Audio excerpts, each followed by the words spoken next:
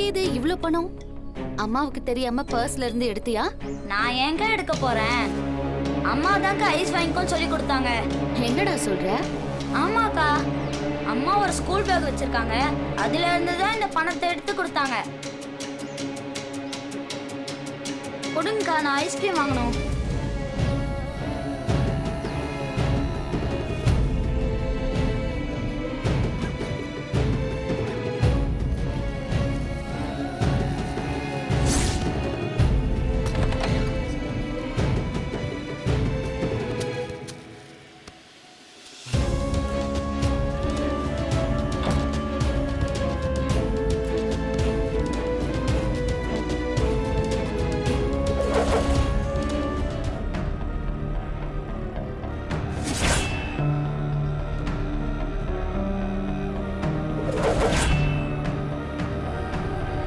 என்ன சித்தி, பெரியப்பா ரூம்ல என்ன பண்றீங்க?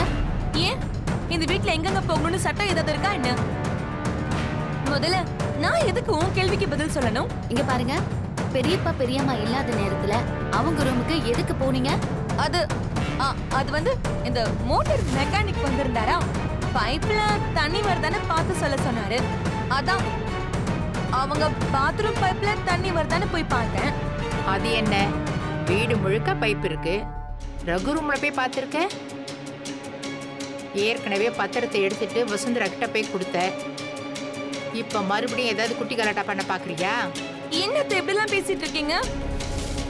உங்க புள்ளதான் என்ன நம்பலன்னு பார்த்தா நீங்க கூட என்ன நம்ப மாட்டீங்களா? ஏய், இப்ப எதுக்கு நீலி கண்ணீர் வடிச்சிட்டு இருக்க?